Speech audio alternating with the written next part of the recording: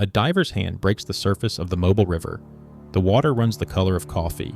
Visibility, 0. Buried in that mud sits the last ship that ever carried enslaved Africans onto American soil, 52 years after that trade became a capital crime. In 2019, researchers announced they had finally found it. The world believed the case was closed. A museum was built. Headlines went global. But this exact wreck had already been found once before, in 2018, and it was wrong. What's down there is not just a hull. It's a crime scene the government tried to erase. For most of American history, nobody could prove this ship existed at all. It survived as oral history, passed down inside one small community, treated by outsiders as folklore that got a little bigger with every telling. Here's the part that should already unsettle you. In 1808, the United States banned the international slave trade outright. By 1820, smuggling human beings across the ocean was legally classified as piracy, a capital offense punishable by death. And yet in 1860, more than half a century after that law passed, a wealthy Alabama businessman named Timothy Meagher made a bet. By his own account, given decades later in a newspaper interview, he wagered $1,000 that he could sail a ship into Mobile Bay loaded with kidnapped Africans, under the eyes of federal officers, and simply get away with it. He wasn't hiding from history. He was daring it to catch him. He hired a shipbuilder named William Foster, the same man who had built the Clotilda years earlier at Meagher's own shipyard, a fast, deep-hulled schooner, unusually seaworthy for a Gulf trading vessel, almost as if it had been designed for exactly this kind of crossing from the start. Foster loaded gold to pay for captives, forged the cargo manifest to list lumber instead of people, and sailed for West Africa. The crossing nearly fell apart before it began. A storm battered the ship. A foreign warship gave chase. And his own crew, once they realized the real purpose of the voyage, came close to mutiny mid-ocean. Foster pushed on anyway, reached the port of Ouida on the coast of what is now Benin, and purchased 110 men, women, and children who had been captured in raids ordered by the Kingdom of Dahomey. Historians who have spent years tracing their origins point to specific peoples: Yoruba families, Nupe, Fon, communities pulled from what is now southwestern Nigeria and the Atakora region of Benin. These weren't nameless victims of a vague slave trade. They were specific people from specific towns with names that survived. The return voyage lasted weeks. At least one captive died before the ship ever touched American soil again. When the Clotilda arrived back in Alabama in July of 1860, Meagher didn't sail proudly into port claiming his prize. He hid. The captives were transferred at night onto a smaller riverboat and smuggled upriver, then hidden for days in the swamps, while search parties combed the coast looking for them. Foster then did the one thing that should have ended this story before anyone could write it down. He towed the Clotilda to a remote stretch of river, set it on fire, and watched it sink. Destroy the ship, destroy the evidence, destroy the crime. It almost worked. Federal charges were filed against Meagher and Foster for violating a law that carried the death penalty. And then quietly, the case was dismissed. The judge who dismissed it, William Jones, was a personal friend of Meagher's. Within months, that same judge resigned from the federal bench to serve the Confederacy. Nobody went to prison. Nobody paid a fine. The men behind one of the most brazen federal crimes of the era simply returned to their businesses, their shipyards, and their land, as if nothing had happened at all. The captives did not get that same luxury. When slavery ended 5 years later, the survivors asked Meagher to help pay their passage back to Africa. He refused. According to the community's own oral history, passed down for generations, he told them he wasn't about to give them, in his own words, property on top of property. No land, no ship home. So they pooled their wages from millwork and produce sales, and bought a stretch of ground north of Mobile with their own money. They called it Africatown. They built a church, opened a school, elected their own leaders, wrote their own community rules, drawing on customs they remembered from home, and for decades kept their native languages alive on American soil. Today it's known as Africatown, the only community in the United States founded and governed by survivors of the Middle Passage themselves. One of those survivors, a man named Cudjo Lewis, would later be interviewed by writer Zora Neale Hurston in the late 1920s and filmed on camera, becoming one of the last living witnesses to the Atlantic slave trade ever recorded on film. Hurston's manuscript about him, titled Barracoon, sat unpublished for almost 90 years before finally reaching bookstores in 2018, the same year the wreck resurfaced in the mud. For decades, Lewis was assumed to be the very last Clotilda survivor alive. Later research complicated even that. Historians tracing death records found two women, Radoshi and Matilda McCreer, who had actually outlived him by years, one of them into 1940, quietly disproving a detail everyone thought was settled.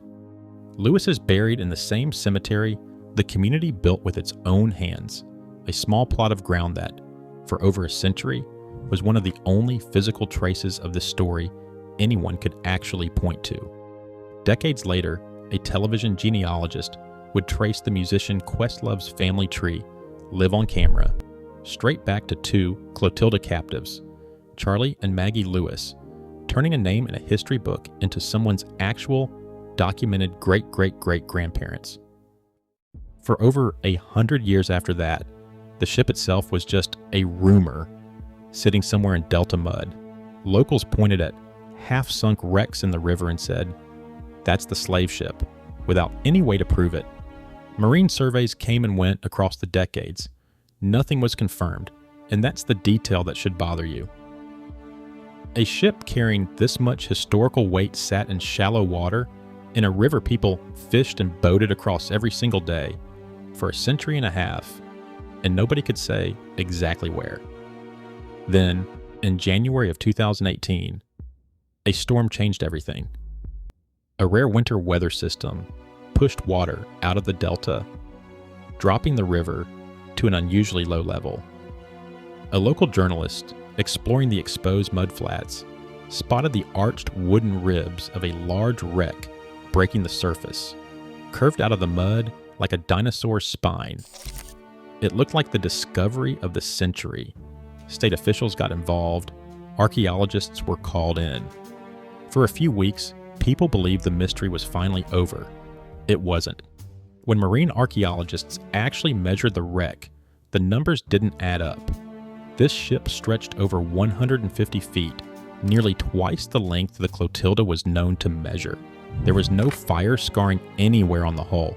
The construction details didn't match a mid-1850s Gulf schooner at all. Whatever this wreck was, it wasn't the ship anyone was hoping for. Officials would eventually mark that stretch of river as a ship graveyard in its own right, full of forgotten vessels with no names attached. The discovery of the century had just become an embarrassing false alarm, and the real ship was still out there somewhere, hidden in that same graveyard of wrecks. But the search that followed was different. The Alabama Historical Commission brought in a maritime archaeology firm, working alongside the National Geographic Society and the Smithsonian's own slave trade research project. And instead of relying on timber poking out of the mud, they went into the archives first. They pulled insurance registries and shipbuilding records from the late 1850s, cross-referencing every Gulf-built schooner against the Clotilda's known dimensions. Out of more than 2,000 vessels on record, the list narrowed and narrowed again until it came down to one exact match. A schooner 86 feet long with a 23-foot beam and a hold just under 7 feet deep. There was only one Gulf-built schooner that size, and that was the Clotilda, the lead maritime archaeologist on the project would later say. Only one ship in the historical record fit those precise numbers. Divers went back into the delta and found a different wreck nearby, buried in silt, in water, with almost no visibility at all. This time, the evidence lined up, piece by piece. The wood was southern yellow pine and white oak, sourced right there on the Gulf Coast, matching period construction records exactly. The fasteners holding the hull together were hand-forged iron. When tested under a microscope, one nail came back nearly 99% pure, consistent with mid-1800s American shipbuilding techniques. Traces of copper sheathing turned up on the hull, exactly where historical records said it should be. Remnants of a centerboard, sized correctly down to the foot, were still lodged in the wreck, and the timbers themselves carried unmistakable fire damage, burned and scarred in a pattern that matched a ship deliberately set ablaze, not one lost to accident or storm. In May of 2019, the Alabama Historical Commission announced what the forensic evidence had already made clear. This was the Clotilda. The commission's own director said descendants had dreamed of this discovery for generations, and that dream had finally come true.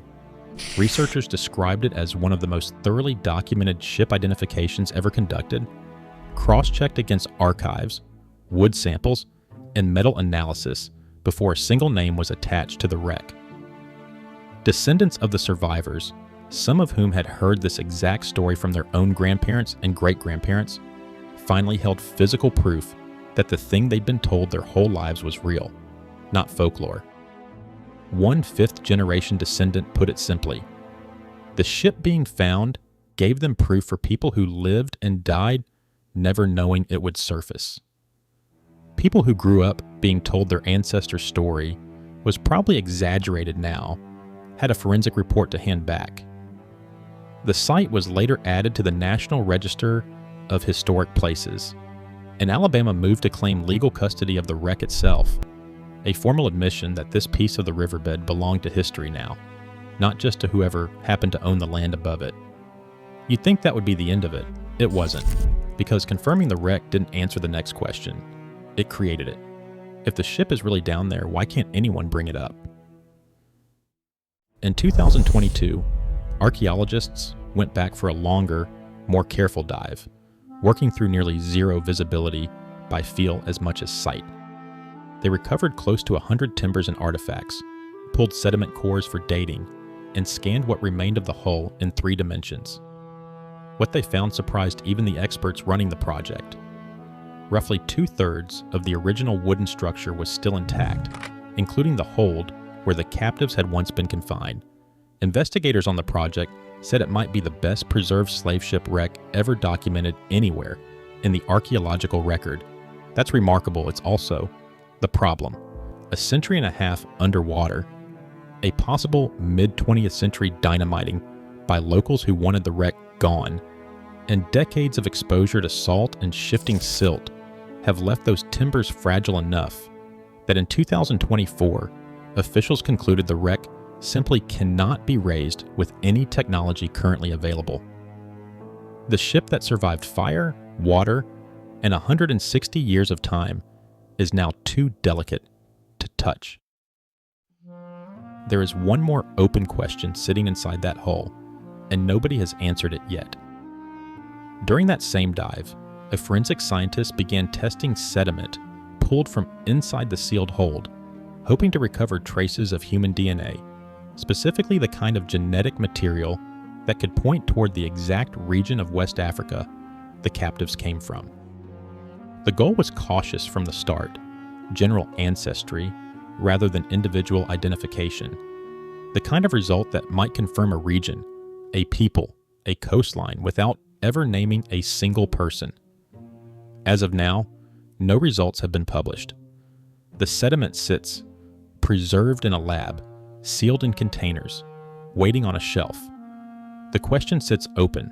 Whatever is or is not down there in that mud has not finished telling its story. And the reversal doesn't stop at the ship.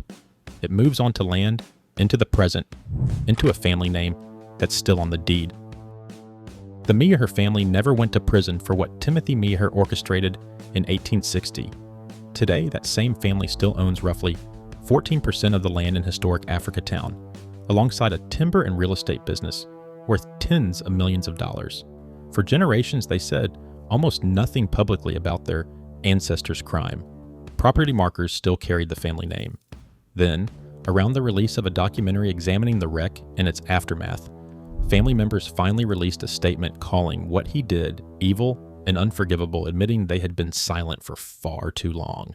One descendant leader said the statement fell short anyway, because it left out details about the wider family's role and about the land the Mehers had leased for years to companies polluting the same neighborhood their captives' descendants still lived in. Descendants of the survivors called the statement a start. They also called it insufficient because an apology doesn't return land or wealth or the century and a half that separated one family's silence from the other family's survival. That tension hasn't resolved into anything simple. Some descendants want the ship raised and displayed as the centerpiece of a world-class museum.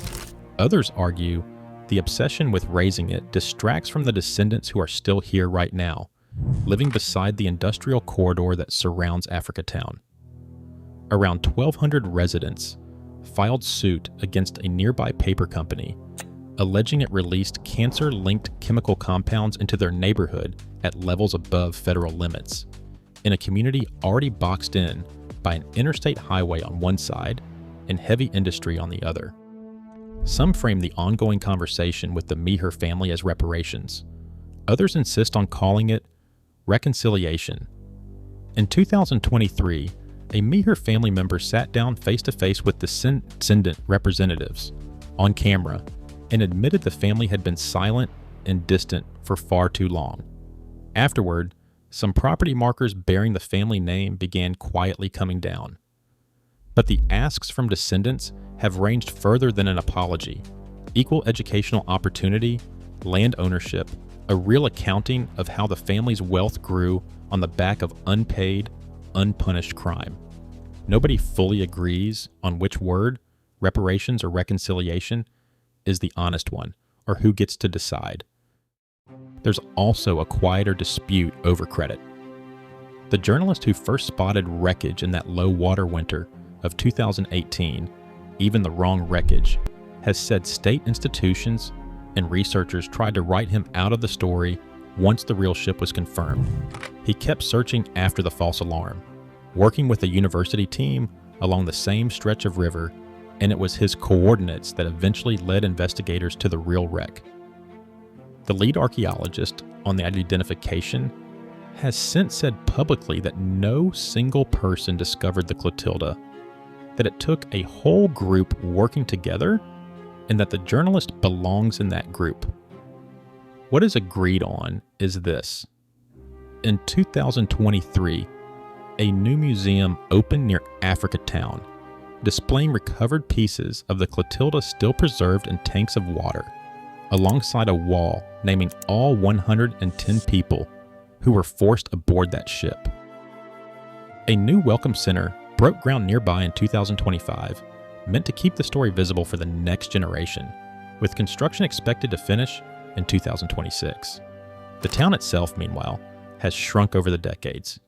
In the 1960s, Africatown was home to roughly 12,000 people. Today the number sits closer to a few hundred, hollowed out by the same interstate highway that was cut straight through the community center in the early 1990s, and by the industry that moved in around what was left. So picture that river one more time. Somewhere beneath the surface, under a fresh layer of sandbags and river mud, placed there deliberately by the very people studying it, the hull of the Clotilda is being buried again. Not to destroy evidence this time. To preserve it, no plaque marks the exact spot from the surface. No fence, no glass case, no spotlight. Just brown water moving over a wreck that outlasted the men who tried to erase it, the courts that let them walk free, and the century and a half of silence that followed. The same water that once hid a crime has now been chosen on purpose to hide it once more. A crime scene kept exactly where it fell, still resting in the current that tried to erase it 160 years ago, and never quite managed to finish the job.